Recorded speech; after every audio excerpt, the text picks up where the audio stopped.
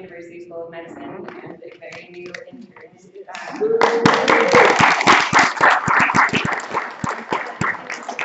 I have the privilege today of introducing our event and our panelists. So I just wanted to start by talking a little bit about why we are all here. And I think we all know that our healthcare system has been broken for decades. The Affordable Care Act made some optimistic promises that it hasn't delivered on. In the end, it was a Republican bill, and people are still insufficiently protected from the costs of their health care.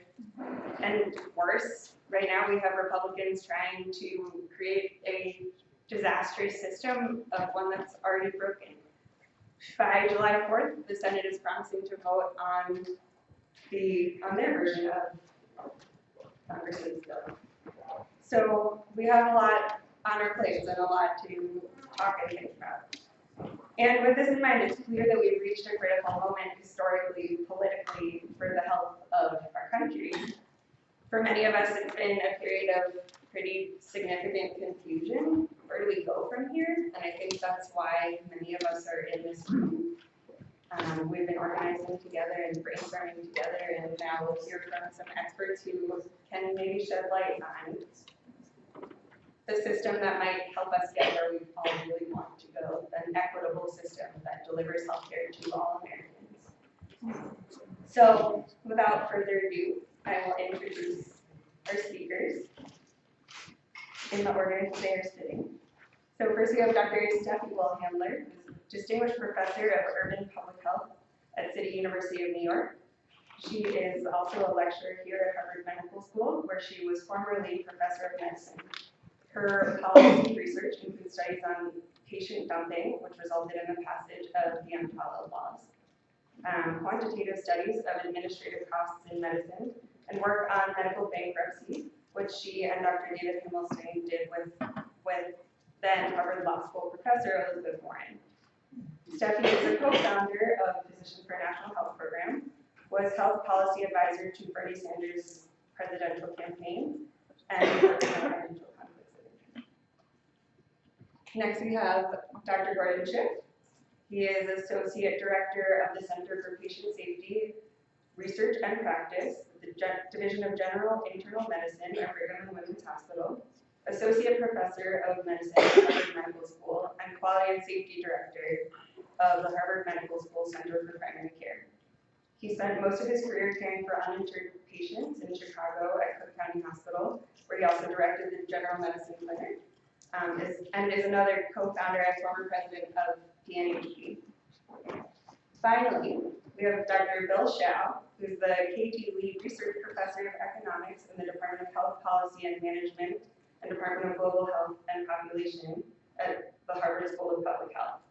He is a leading global expert in universal health insurance and has been actively engaged in designing health system reforms and universal health insurance programs for many countries, including the United States, Taiwan, China, Colombia, Poland, Vietnam, Hong Kong, Sweden, Cyprus, Uganda, Malaysia, and South Africa, as well as a single payer system for the state of Vermont.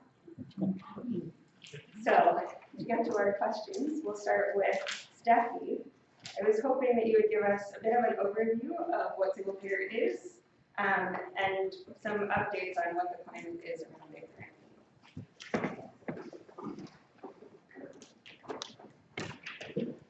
Well, that was a great introduction. It was a little bit long and flowery, but I'm reminded a little bit of Ellsbury guy Eleanor Roosevelt, who hated long introductions and always insisted that people keep it short, and was once introduced by someone who said, "This is Eleanor Roosevelt, and the less said about her, the better." We all had the big disappointment yesterday in the Ossoff election in Georgia's 6th district. Ossoff was a centrist. He opposed single payer, but supported the ACA, and really had politics very similar to those that Hillary Clinton ran on. I think that the results kind of show us once again that defense of the status quo will not work in this political environment.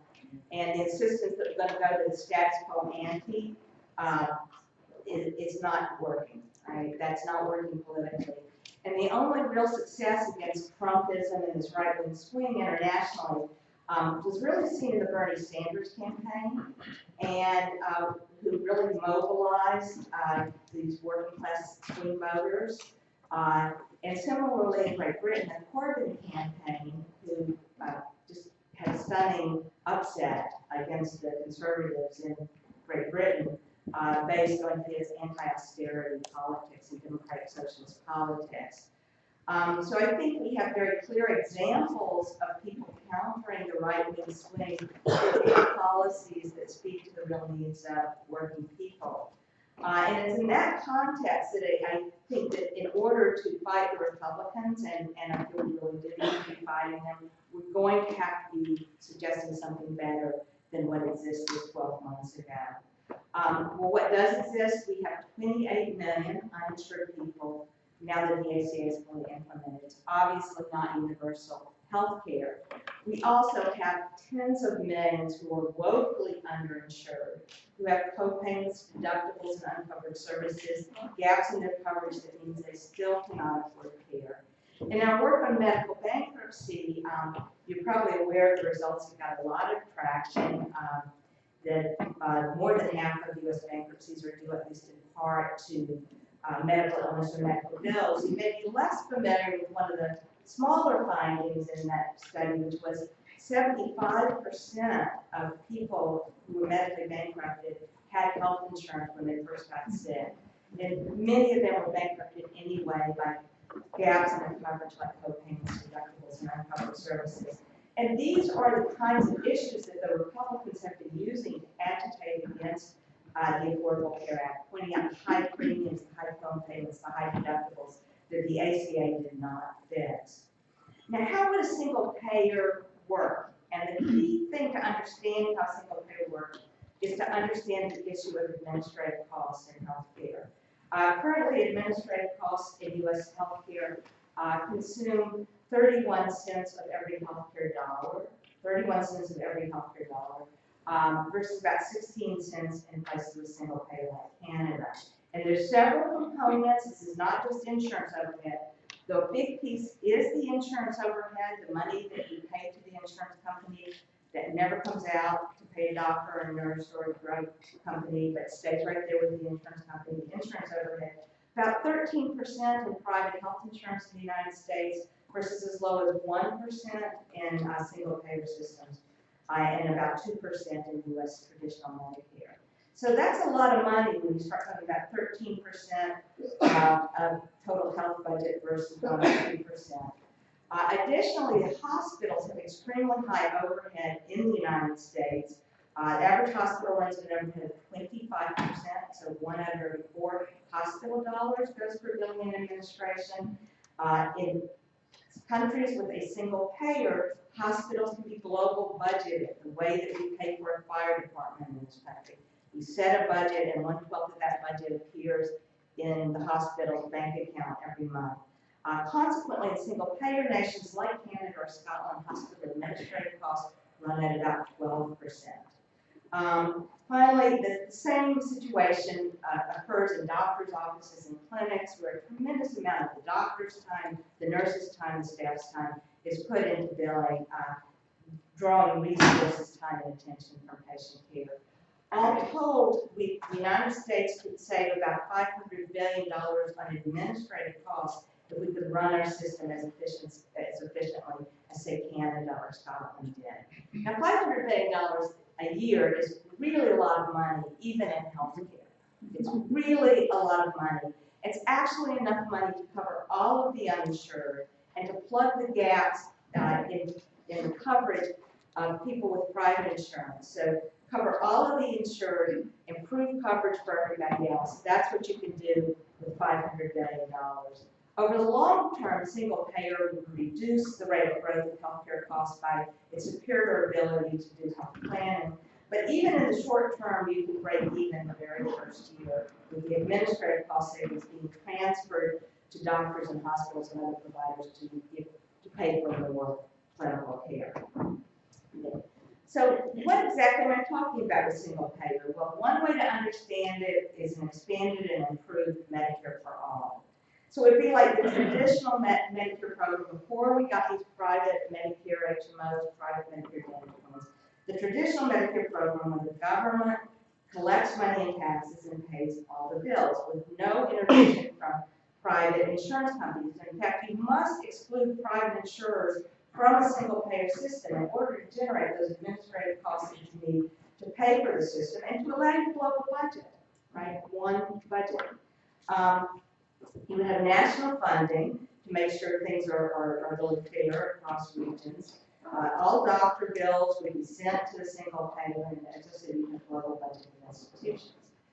Now, polls are showing strong support for single payer. Largely, actually, some of the support existed before the Sanders campaign, but during Sanders' campaign, those of you who followed it know that he spent 45 seconds in a speech on single payer, occasionally 90 seconds talking about single payer. He described single payer in terms like citizens of other countries get guaranteed tax-funded coverage with no co-pays or deductibles. I mean, that would be like Ali would say in a speech.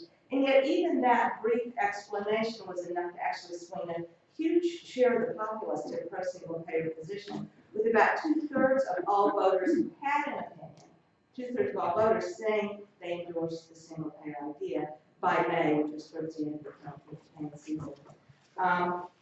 So we, of course, do need to defend these definite, albeit modest, gains of the ACA, particularly for poor people and working poor people, where there really were some gains in coverage. We definitely need to defend these gains, but I think the only way to do this effectively is to move forward from the ACA to a single payer system rather than backward through the Republican repeal.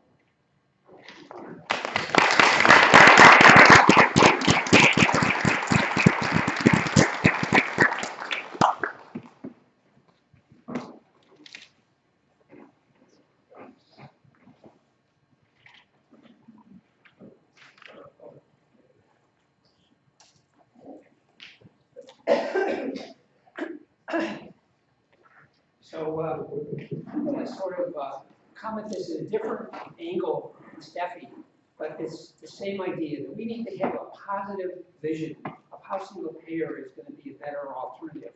And, a number of years ago, the physicians at PNHP began to think about how quality is not just something that wouldn't get worse under single payer, but actually would get better. And that's the thrust of what I'm going to talk to you about.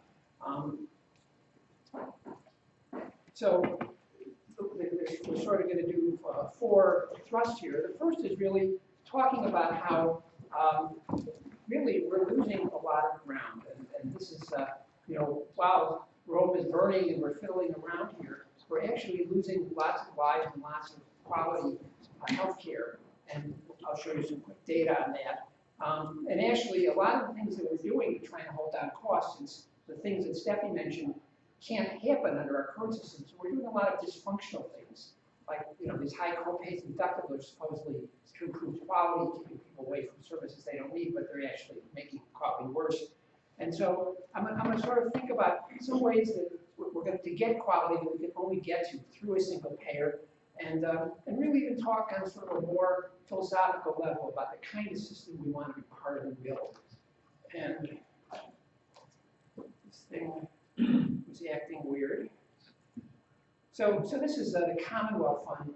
I'll quickly run through this. They've done these series of international comparisons, and these are quite objective. They ask the same question to people in all these different countries, and this is the Lancet answer. Who has, mirror on the wall, who has the worst health system of them all? And then they've updated the data in 2014.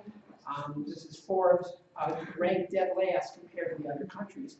Here's the data, and again, we won't have time to dwell on this, but overall ranking is 11 out of 11 of all these other industrialized countries, and you can see $8,000. This again is 2011 data, but in terms of quality issues, access, we're barely in the middle or last. Obviously, the cost and access and efficiency, where we're 11 out of 11.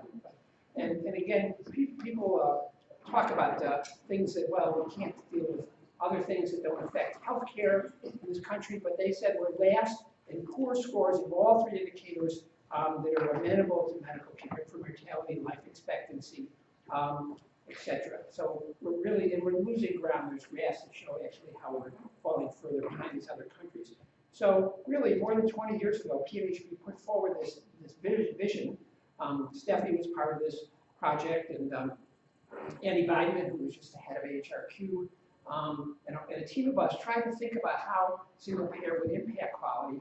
And this is really, we had a number of points in there, but this is somewhat a different slant, but sort of the same idea. As I was thinking about this last night, the quality doors that we want to open up, single payer is the only one that has a key to enter into those doors.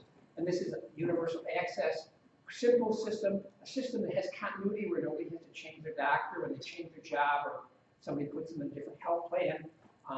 The reliable processes where things work smoothly, we'll call these pull systems in Toyota quality theory, that's transparent, it's publicly owned and transparent.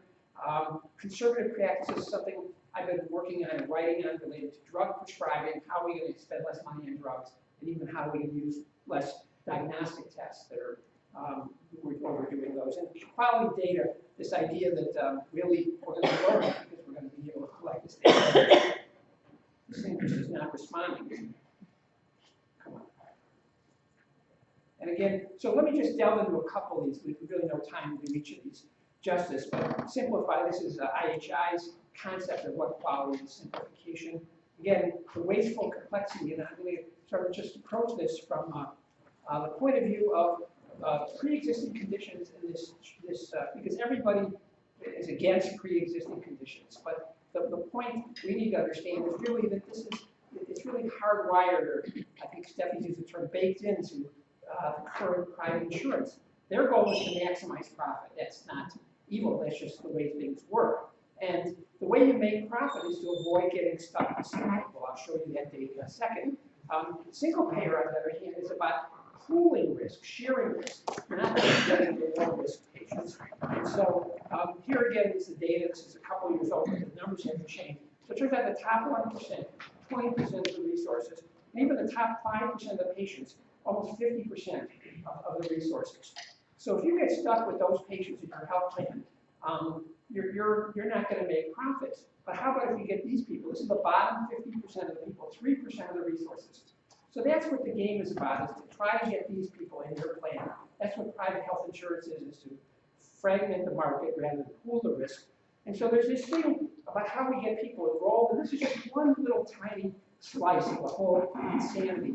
And this is called the special enrollments. And the reason it caught my eye is tomorrow, June 23rd, it's the day after tomorrow, there's a new thing going on with special enrollment periods. Because like if you get divorced, if you lose your job, you can't wait till December. So they have to have these SEPs, these special enrollment period. And this was 3 days ago, Johnson. I really recommend this article because it's insane. This is a very smart guy writing about this like with a straight face. And he even quotes these slides from so this is what you have to do.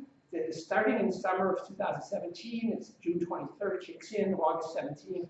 This whole idea about what you have to do for resolving a special enrollment variation. And then this is a data matching issue in case it doesn't work. You can imagine being on the other end of the phone. This is somebody who's lost their job or their husband or definitely their insurance. And then this window and deadlines and what do consumers qualify and what do you have to do and what documents you have to produce and what the consumer has to do to get this pending plan, these warning calls. And the point is all this disappears. This is just pure waste. There's nothing added. So single payer, the eligibility criteria is being born, and the disenrollment criteria is dying.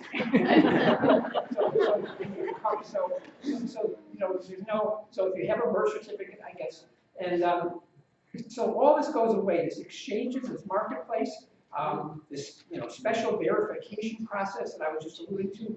How about this metal tiers, brown, silver, gold? I mean, these patients come to me, these are African American patients, and why am I in bronze? It makes no sense that people are not covered fairly equally. Transitional reinsurance program, reinsurance risk corridors, pre-existing condition, insurance plan. This is what Trump wants to expand, this pool.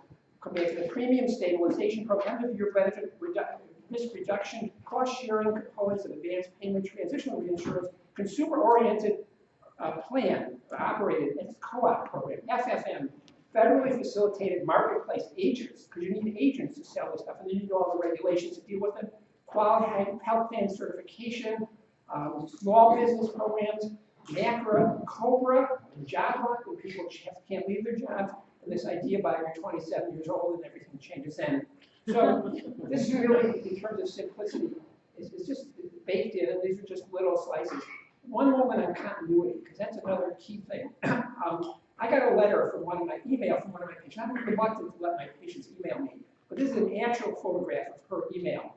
And this is a very depressed patient, and the subject is goodbye.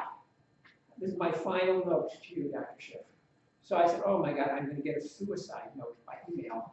I knew I shouldn't have let her do that. This is good.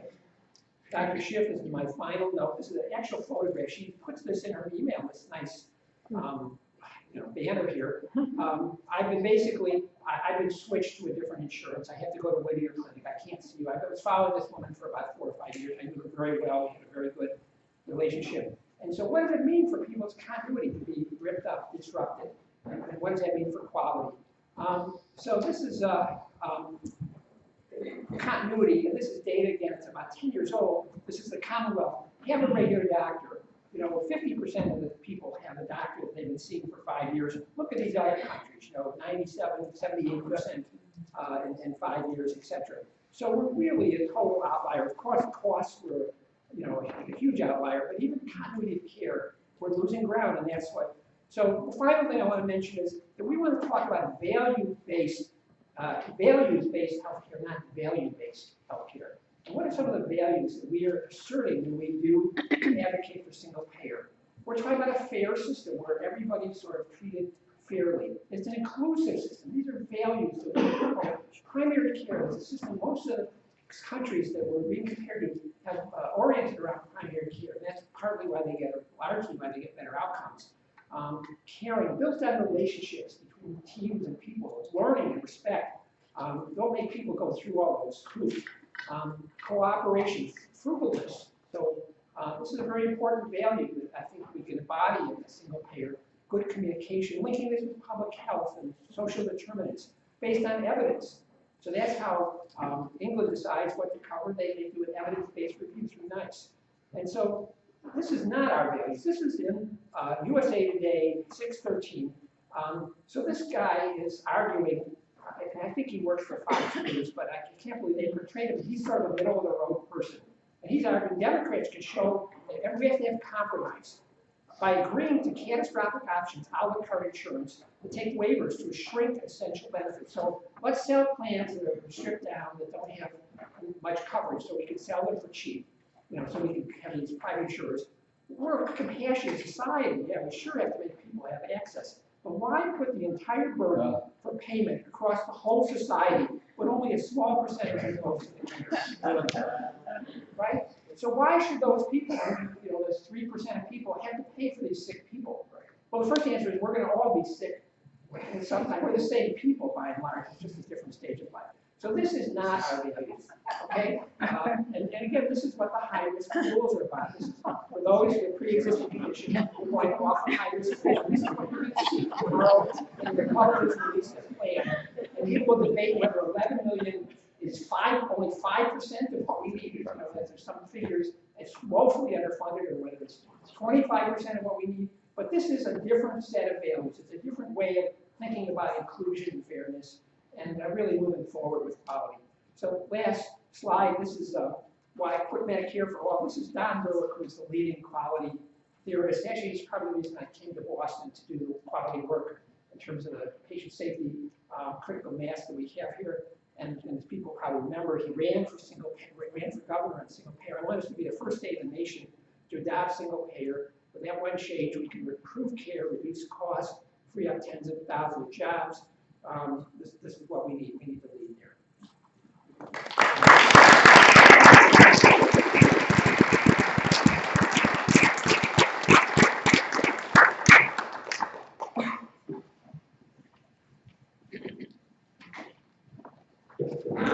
Well, that's too difficult task to follow. So what should I say?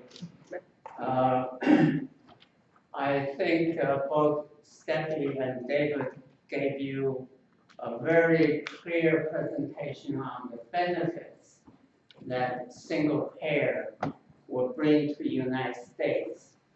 The question is, why haven't we adopted it? And I would like to discuss a little bit of that based on my experience and my observations. I began to work on this issue under President Carter. I was on President Carter's task force to design a so-called national health insurance for the United States. It never saw the day of saw the light. The Congress did not even hold a hearing on it after we worked on it for 2 years. And from there, my appetite got whetted, and I began to work on this issue, and I have now helped 6 countries in the world to design their single-payer system. And unfortunately, not all of them adopted what we recommended. 4 of them did, and 2 of them did not. So I also understand what will make it a little bit of success to translate our vision, or our really what we would like to see into reality. And then also Vermont commissioned me to form a team and design the Vermont single payer. That was adopted into legislation by Vermont, but then was not implemented at the last step. So based on that experience, I'd like to tell you what I learned. To translate single payer, a noble vision, into a reality requires us to consider the political economy of the situation. I'm trained as an economist. In my earlier years, I only considered the economics, or the economic benefits and costs. Well, now I enter into policy world. I find actually economics doesn't drive it. Really, it's the politics drives it.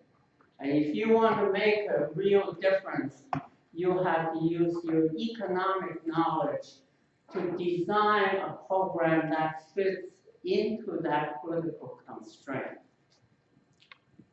Well, where does single payer come in? Well, single payer definitely will benefit millions of people in America. But somebody has to pay for it.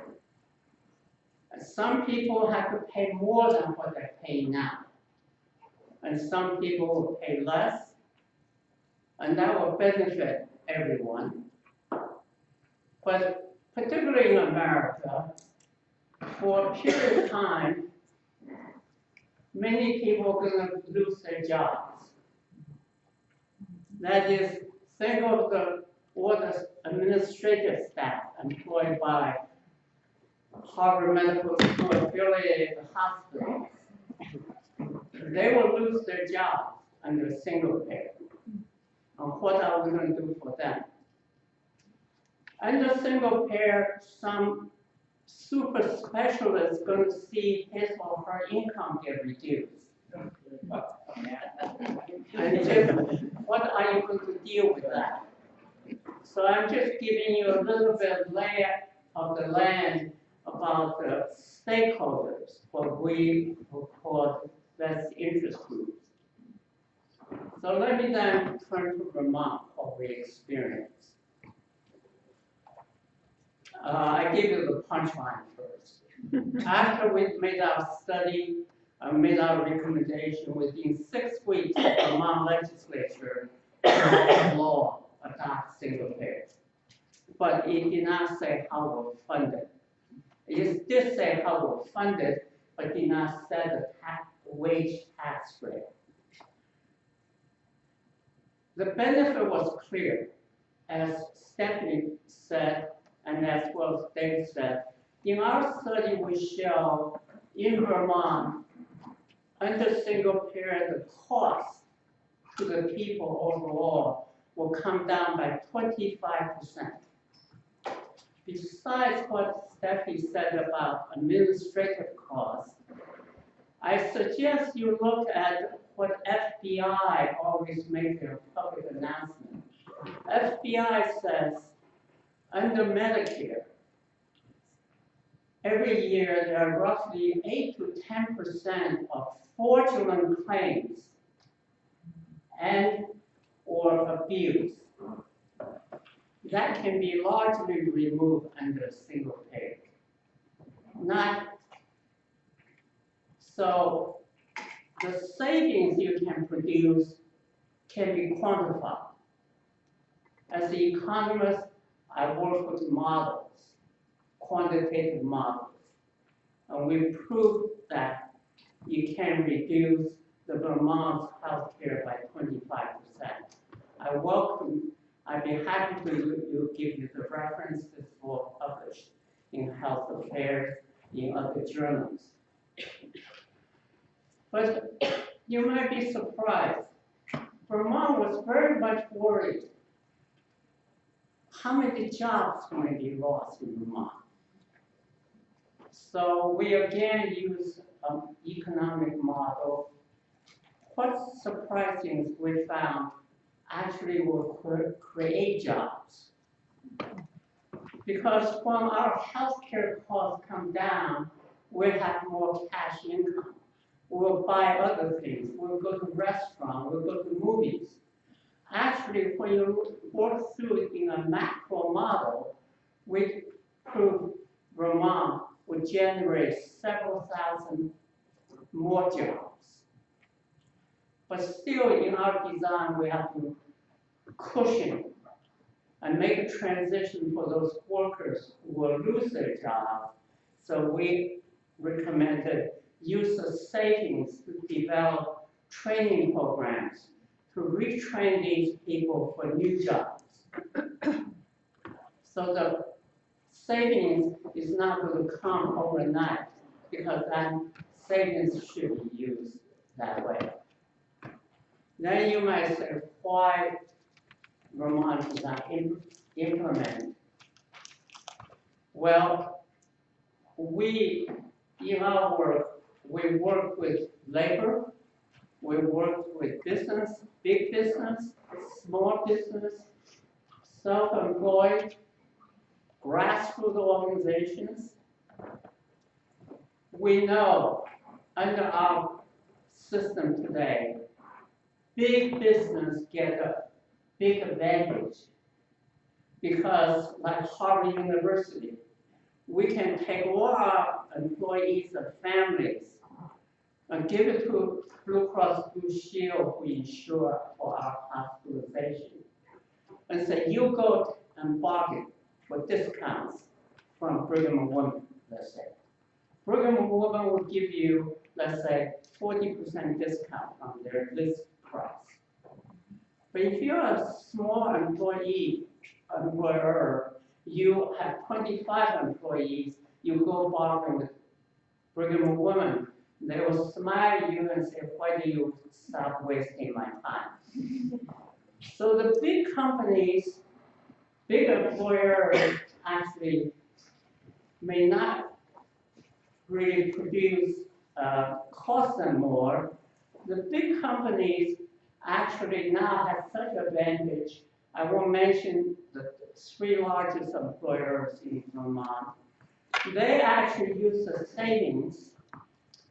They may actually pay more or give more pensions, and some of them go into high profits.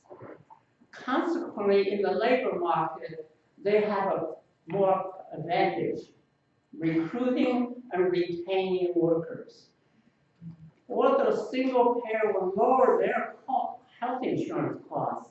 They see they lost competitive advantage to other companies in hiring workers and retaining them. We convinced most of the big employers not to oppose us in Vermont. Because I won't give you all the details of how we're trying to make compromises. So the governor and the Democratic legislature passed within 6 weeks after we made our recommendation, wrote what we proposed into law. But I said they did not set a wage tax rate. Why? Well, because this law was passed in 2011, before Obamacare kicked in. So we estimate Obamacare will bring $250 million additional revenue to Vermont for health care. You don't want to jeopardize that.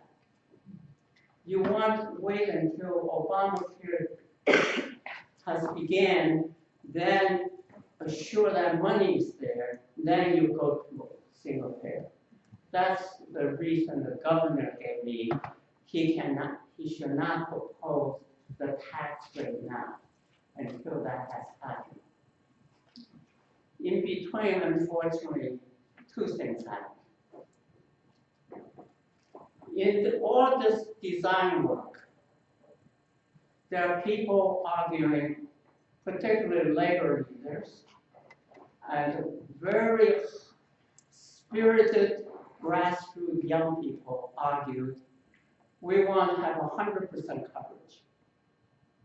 We estimate how much premium will that cost them. We found out that people have to pay. We know there will be strong political opposition. We compromised, we cover only 87% of the total cost. And that made some people unhappy. But that was passed into law. During this waiting period, this very progressive group of people lobbied successfully, increased the benefit close to 100%. That means the cost also went up. And that whole political balance was disturbed. Then the second major thing happened. In the new election for governor, none of the two candidates got a majority because there was another candidate. And the election of the governors was thrown to the House of Representatives. According to Vermont Constitution, the governor has to be elected by supermajority, 60% of the votes in the House of Representatives. That's when the governor the candidate now have to bargain with the Republicans. That's when the business in Vermont was able to actually have a say-so. To gain the vote of the Republicans, then the governor compromised and said, because the cost becomes so high now, because we're giving 100%, that's the instant perfect became the enemy of good. That's what I want to share with you. And so, how to translate our really noble vision into reality? I hope all of you here think we want to advocate, because single payer is really something worthwhile to fight for. And I predict within a decade, America, in the next presidential election from now, you will see this become a major, major issue. But then I also hope your support is such you're also willing to consider there are some people who have to pay more. Although this is good for the nation, what compromise you are willing to make in that political process. Then let me, if I may, I'm taking more time than I should, give you one benefit that Steffie and David did not point out. Morning. That's Morning. Yeah. I'm sorry. It's a compliment. My beard isn't that long and my hair that. That's Taiwan's. Taiwan adopted single payer. I led the team design it. We scoured the world to find out what's the best practice in the world and trying to put them together, fitting into Taiwan's single payer system. Now it has been operating for 25 years. So we have experience really what benefit could produce. And here's one additional benefit I tell you. Under single payer, you can produce a profile for every provider, for every hospital, every physician, and every patient.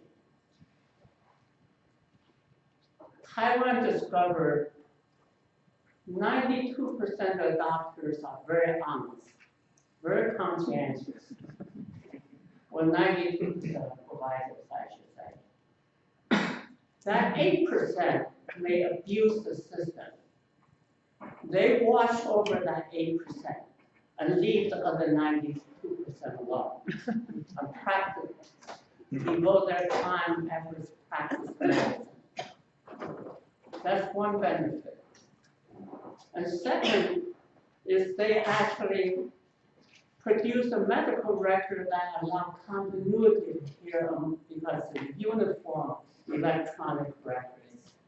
So you can really follow what the patient condition and care, like what was said earlier. And that's another benefit. But then here, let me end with a little story. Taiwan has 23 million people. Surprisingly, they discovered several hundred people among the whole 23 million seeing doctors more than 300 times per year. The highest number was more than 600 visits per year.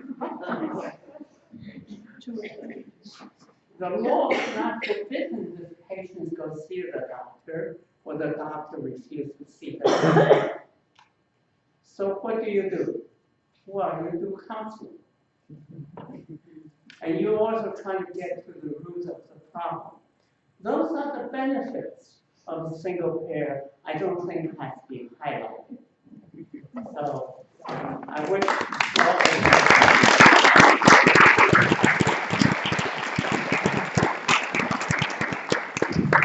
Thank you so much for all of your comments. One of those patients I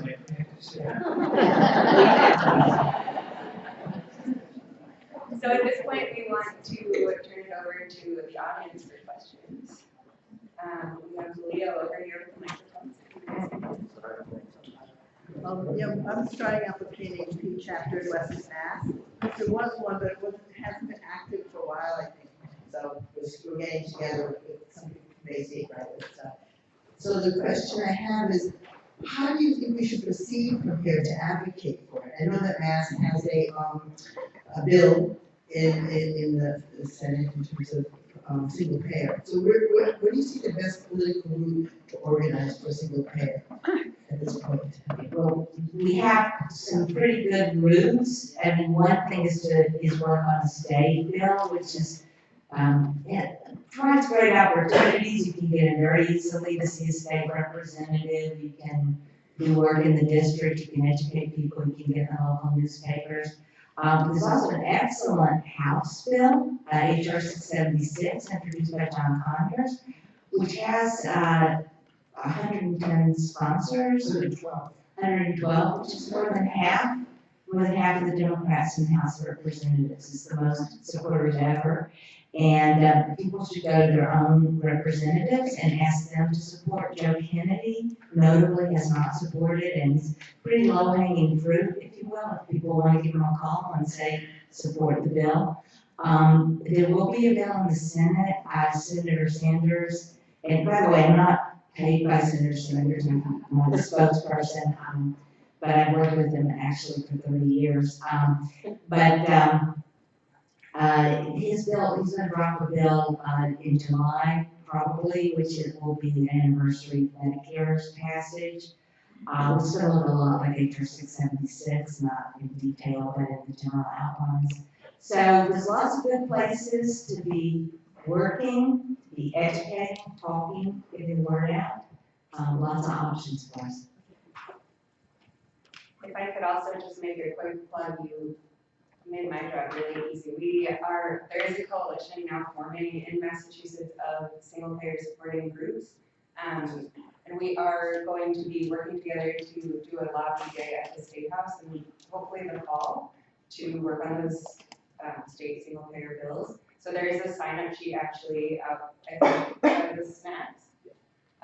So if you give us your name and email, we'll keep you in the loop on all of the action there.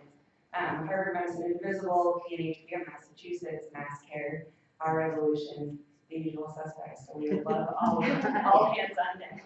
Okay, just one other thing, because the Senate bill isn't in yet, but Elizabeth Warren has been sitting on the fence. I've spoken to her myself, but many of you have ways of speaking to her, writing her letters, letting her know that within the Massachusetts medical community, there's lots of support for the active single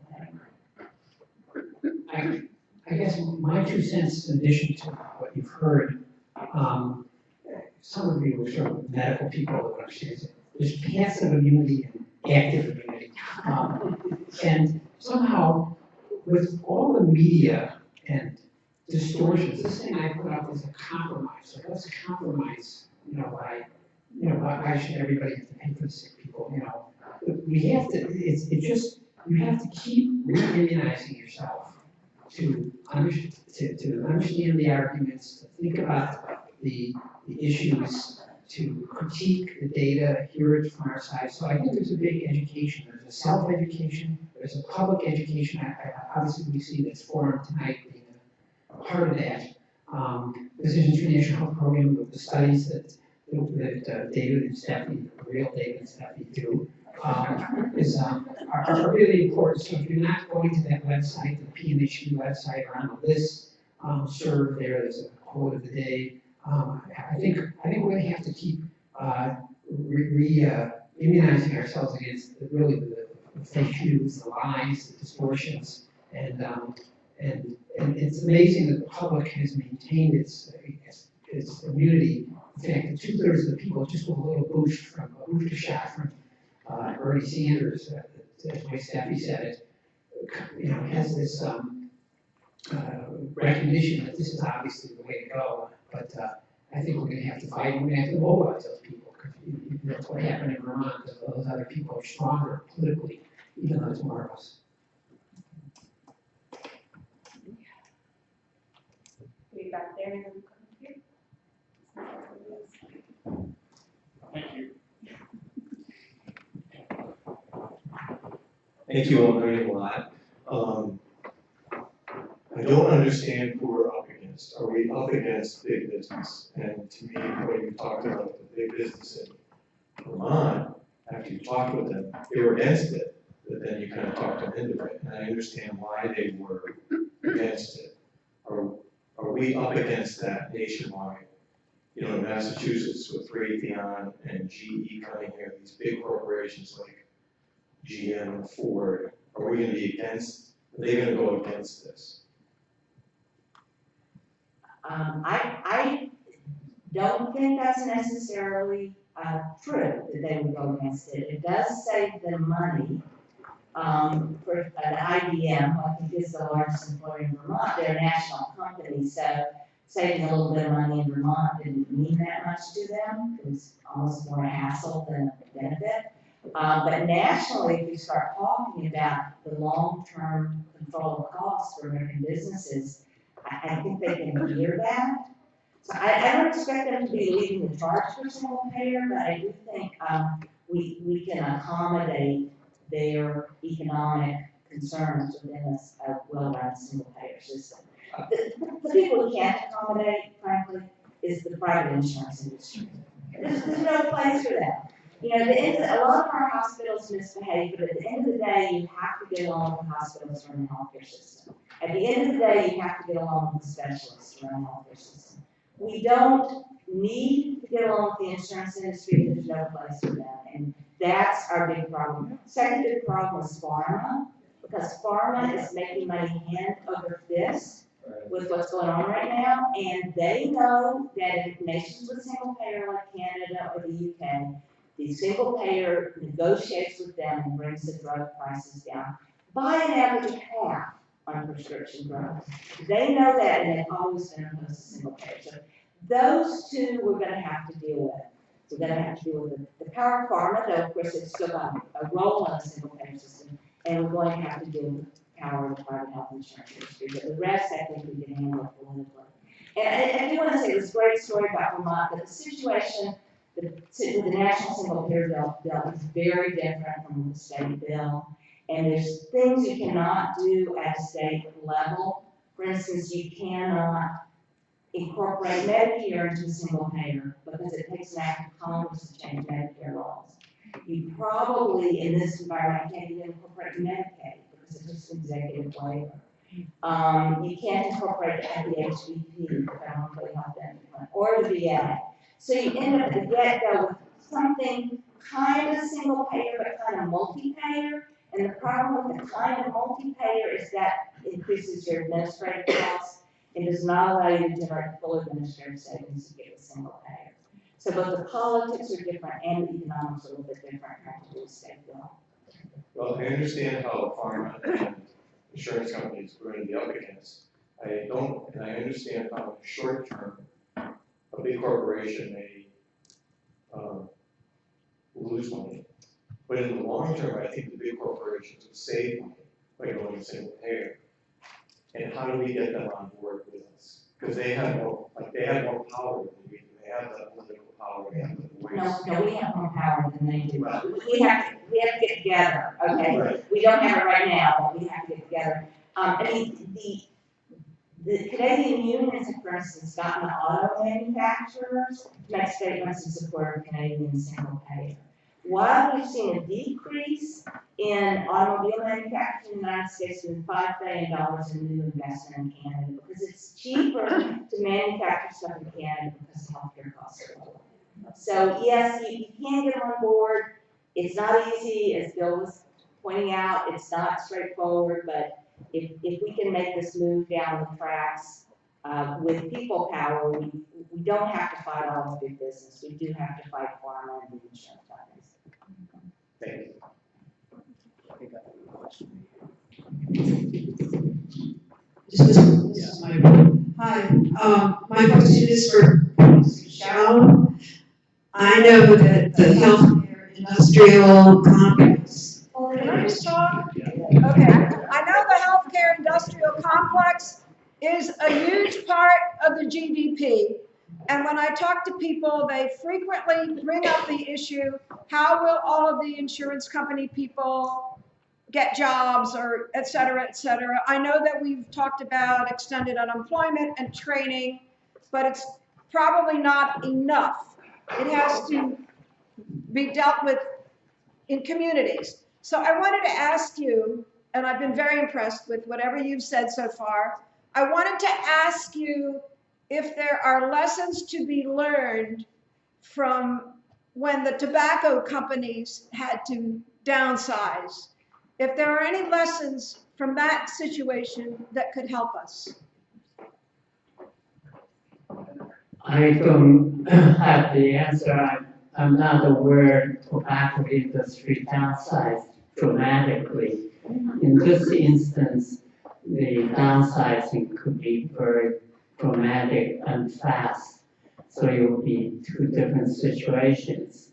However, the ability for the United States to create jobs, particularly with what we call the disruptive revolution technology, actually the training for these administrative people, in our analysis for Vermont, we found actually there could be, even in Vermont, there could be many new jobs created in service industry. And so we went as far as actually say what kind of training program could be designed. Do you have any information about Massachusetts?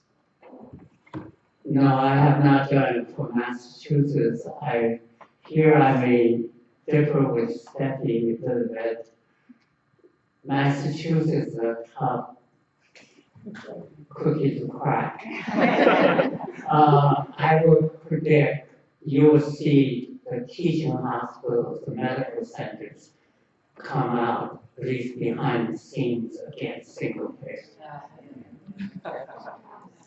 And so the question is, how do you, to answer your question about big business or teaching hospitals, including Harvard. I am from Harvard, but I think I know some of their fears. Is actually to show the long-range game you could have. Well, let me try and answer you. It's education. This may sound facetious, but I'm not kidding.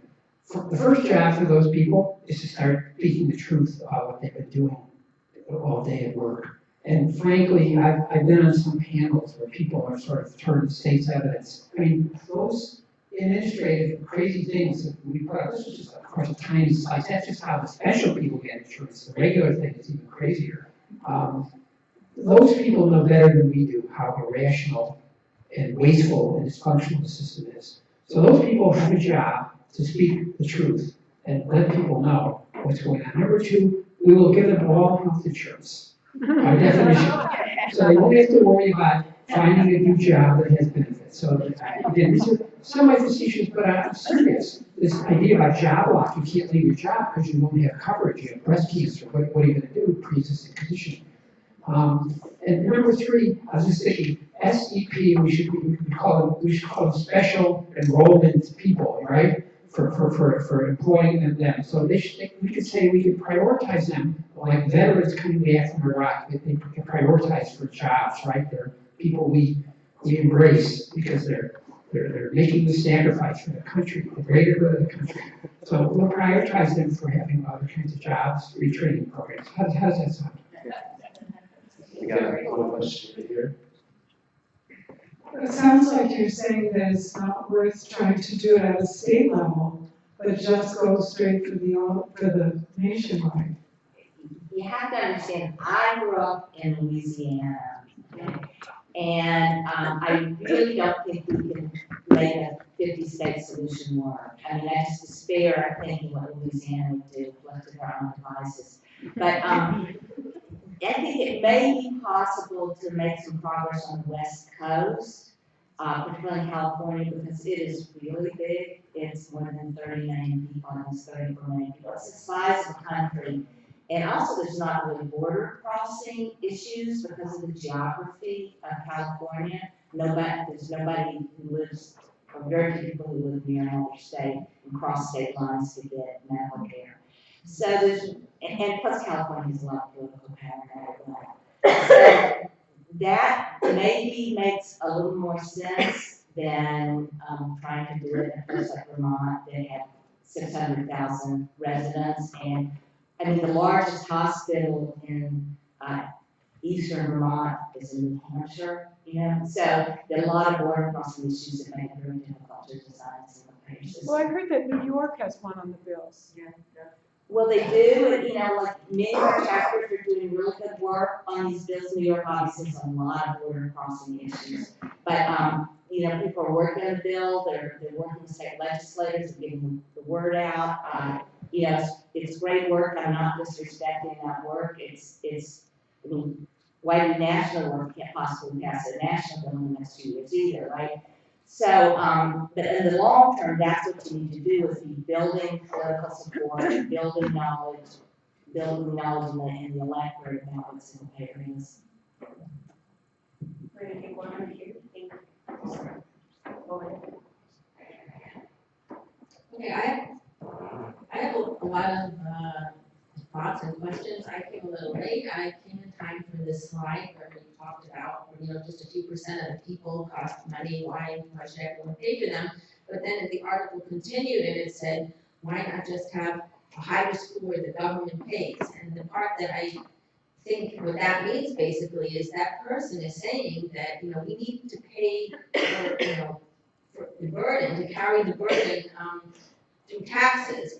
And at least for me, I mean, a big part of what a single payer system does is it bases what you pay on how much you earn and a simple, straightforward method for paying. So, I mean, honestly, I think, when people say, oh yeah, people want a single payer system, but, I'm sure there are lots of people who say we don't want a government run system. And I think, so my question is, I mean, what aspects of single payer system can you advocate for, like, as individual things, right? I mean, there are so many parts. Is it one group that's setting the prices, that's deciding what's going to be paid across the board? Are we talking maybe all payer system? Are you talking about just collecting the taxes and maybe giving vouchers? I mean, or actually running the hospitals? I mean, it means different things to different people, and I think there's really not enough education, and people don't understand what is meant. And it seems so obvious why it would be good, but now you hear that,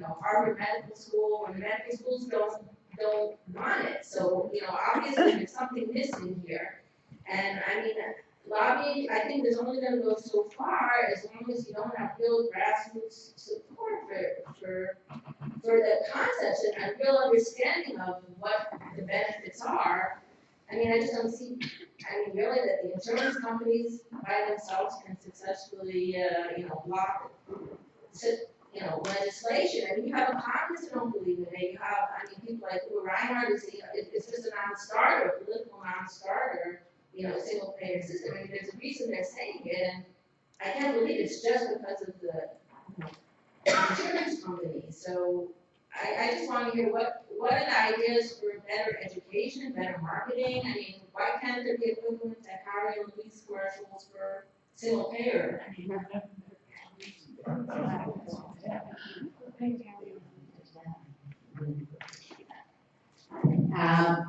We'll get single payer the same way we got civil rights in this country, which is we'll get single payer when we don't do it. I'm not going to be able to go into the president of Harvard University and persuade her to leave the charge for single payer, but a movement that says that this is what the people want, this is their elected politicians on the spaces, they're showing up at rallies. But they haven't been elected politicians on that basis, because the Republicans keep getting, they haven't been elected politicians on that basis, because Republicans keep getting elected. More and more swing Republicans keep getting elected, and even the Democrats, they didn't want to expand Medicare. And that's not my interpretation of what's going on. I mean, Bernie Sanders won primaries in more than 20 states and mobilized the exact same swing voters who actually handed Trump the election. Now, the rest of the Republicans stayed with the Republicans. But the difference between this election and the Obama elections was the swing votes among working class people. White people swinging, white working class people swinging to the Republicans and minority working class staying home. So I actually think there's good evidence in what happened in the last presidential campaign that you can mobilize people with a real program. This is, let's try to end this income inequality. Let's try to provide people with tuition to go to college, and let's try to actually get everyone health care. I think there's pretty good evidence that you can win. And I think, I know people don't necessarily follow the British elections, but Corbyn, who was head of Labour, was extremely unpopular. He's a terrible politician. He doesn't speak very well, and nobody liked him. But he had an anti-austerity program saying we need to defend the NHS, we need to make sure we take care of poor people, we need to defend the public sector. And he upset Theresa May. He didn't win, but it was a huge upset. They acquired, I think, 70 seats. And nobody thought that was going to happen. So here we are in 2017 trying to figure out what to do with this tidal wave of Trumpism and right-wing sentiment in law and the world. And here are the answers sitting in front of us with these two experiences, that this is the only way you can really stop it. So that's my view, but. I think you have a question over here. I would just make one sentence. It isn't, the details are complicated, but we have Medicare, right? There is an example of a public program that, once we sort of agree to have that, we work out these other aspects. And so we have to sort of keep our eye on the prize and not let ourselves. Lowering the Medicare age. I mean, that's a start. I mean, they could do it before. Why did that pass? Who was objecting to lowering the Medicare age? Obama. Yeah, well, to me, it may not be the answer, they say, well, let's let children have their own health plan, right? So if you start doing this piecemeal, then you don't accomplish what you want to accomplish. And that group actually is quite expensive. So we're gonna sort of eliminate socialism. We're gonna get another high-risk group into this pool, and then people will say, look how inefficient the government is. It costs $10,000, $1,000 per patient. Private sector, for these young people, can do it for $1,000. Government is bad. I mean, you can see, so that's partly why we want to create a sort of a unified approach here. Question. What's the possibility, and how much would it cost for the government to purchase all of the medical insurance companies or the divisions of them, thus compensating the shareholders thereof? And two, might make sense to do so.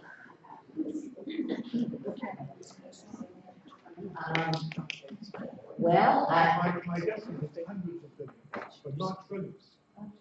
I'm guessing it's trillions, but it might be worth doing. I don't actually think that's much of a strategy, to be honest, but it's a new idea. Maybe we should think about that. I've never thought of doing that before. Maybe you can get Amazon to do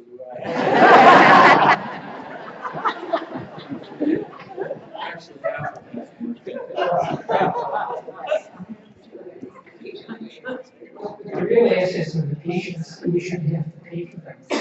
They're already with us, right? So we should have to, they go around buying patients like they're pork bellies, right? I suggest one positive thing groups can do. Namely, I don't think the average American knows how much they're paying for healthcare. They know how much they're paying out of pocket.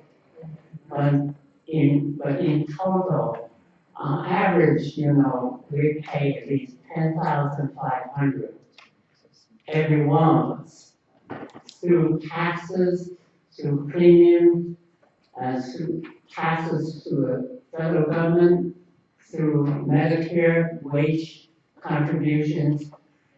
When that information can be compiled and educated to the average citizen, I think they will wake up to say, this is really make up 1/4 of my total my income, even for those who are employed. And that will arouse much greater support as well as willingness to say, I'm going to pay a little bit more, maybe, even initially, or I can reduce my payment with single payer. One question over here. Well, first of all, the business about the tobacco companies, and if you remember the Russell Crowe film, Inside Man, they don't just have a little money, they have a lot. They have lots of kinds of muscle. So what did the tobacco companies do when they had to, pay everybody off?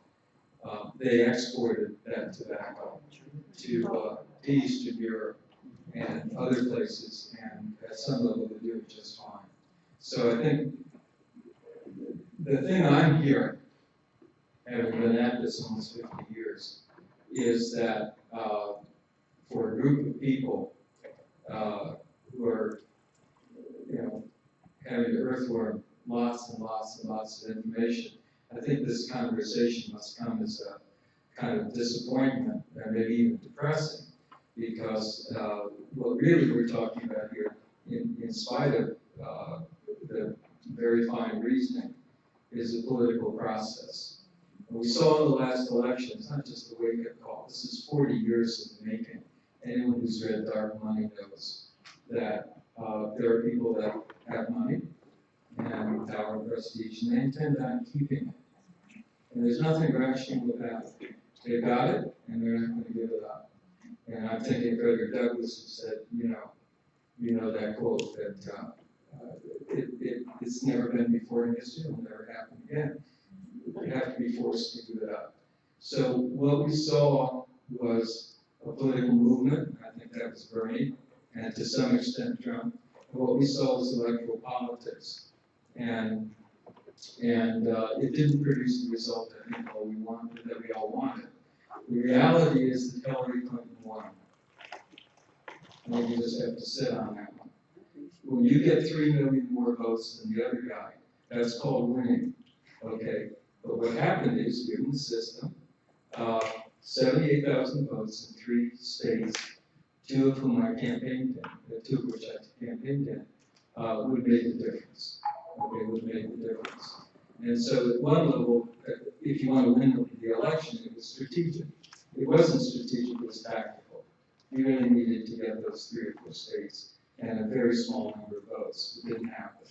So all I'm saying is a comment, and this is a follow-up on, I think, what you folks are saying is, if you're serious in this room about making this thing happen, and I happen to believe single payer is, of course, the way to go for 1,000 good reasons, you're going to have to add to all the things you're running in and out of the hospitals and the labs, politics.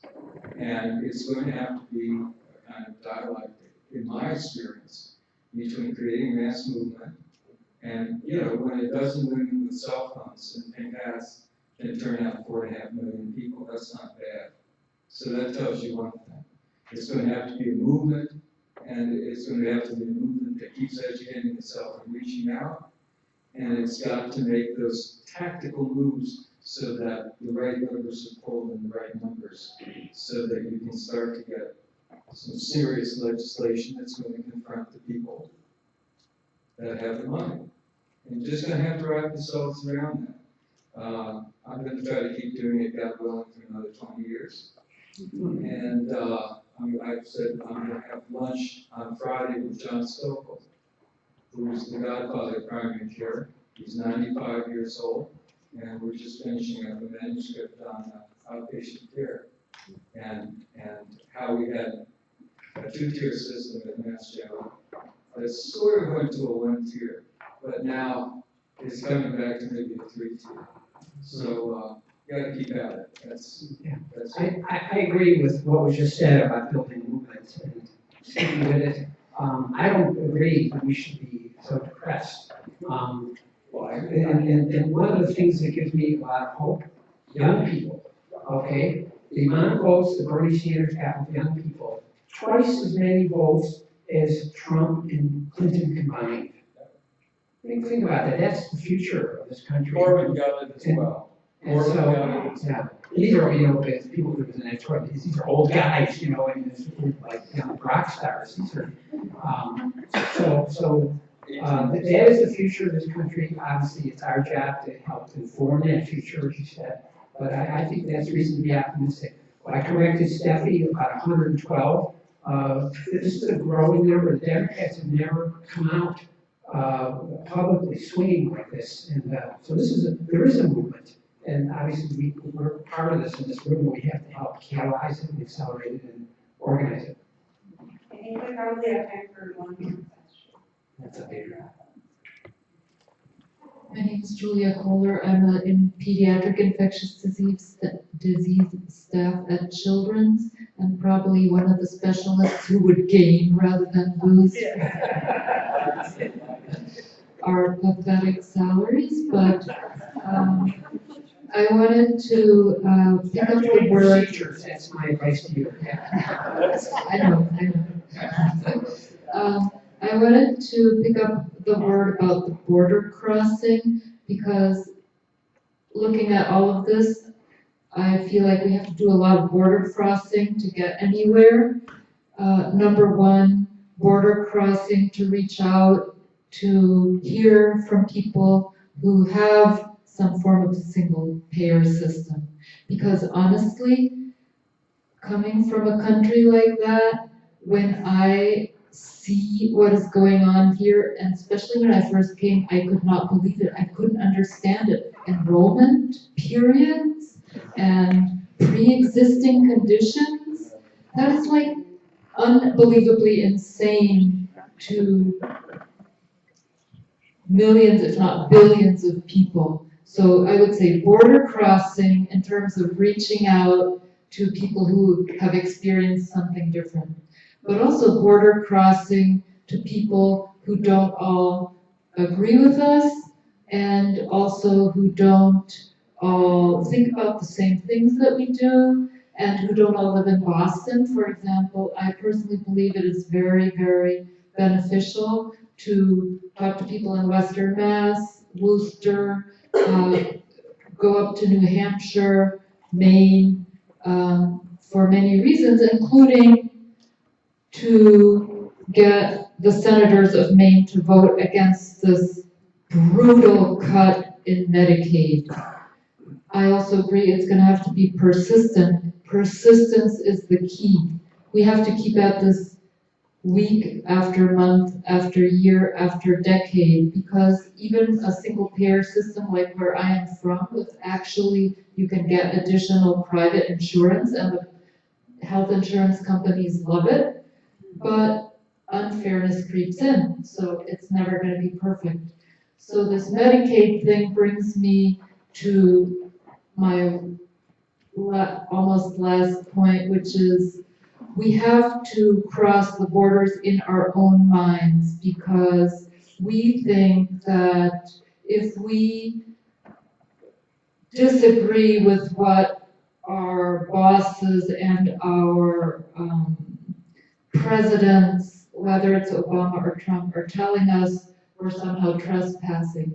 No, we're not. We're crossing the border of unethical, immoral, acceptance of a way to practice medicine that does not take good care of our patients, into standing up for the ethics of what benefits our patients. And I'm going to, one last border crossing, and that is out of the silos of people we know and lives we know. I personally believe that the undocumented people in Massachusetts and in the country need health care because they care for our grandmothers, they grow our food, they clean our houses, they keep our hotels running. So we need to think of the undocumented people. Yeah, they're human beings. Their kids are, anyway, they're people, they're members of our communities. That's it. Thank you. That's very important. Do you have a question as well? Yes, I'm from Germany. What does the economist whose name I'm blanking on, I'm sorry, think about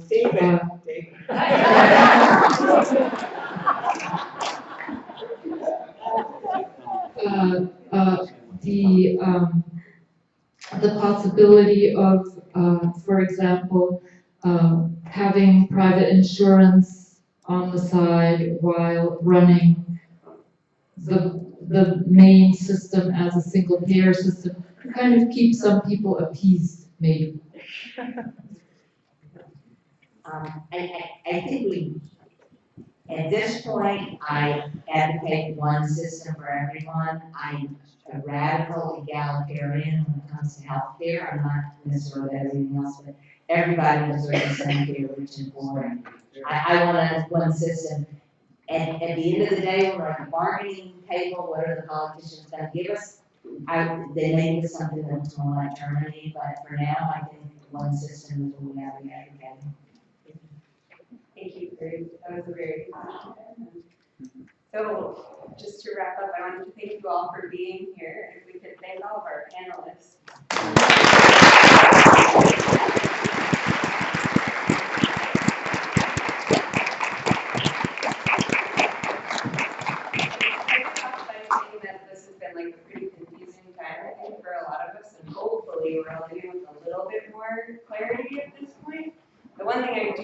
really want to emphasize is that we are working to build this coalition in Massachusetts to work on bills like State Senator Janine.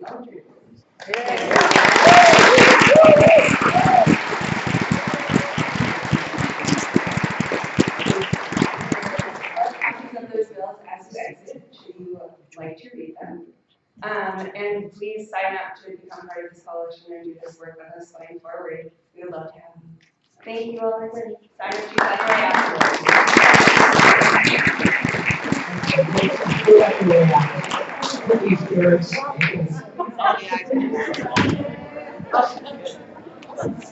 Okay.